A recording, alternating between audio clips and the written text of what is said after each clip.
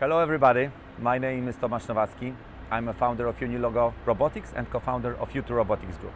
As you can see, we are putting together a third track for exhibition in Nuremberg.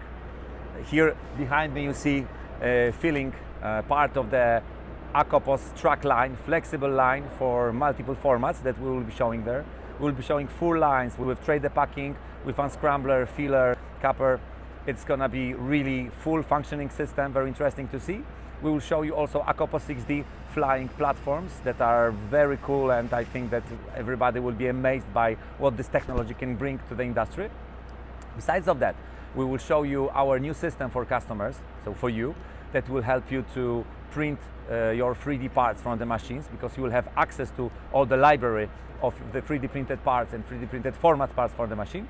The last thing we will present is new features of PackOS, system that will help to keep our machines in the high productivity by videos and performance data. So please visit us on exhibition. I'm very happy to meet you in person. As you can see, we are sending also very tasty U2 Robotics beer. So I hope that we will meet soon and have beer together. See you in Nuremberg. Thanks a lot.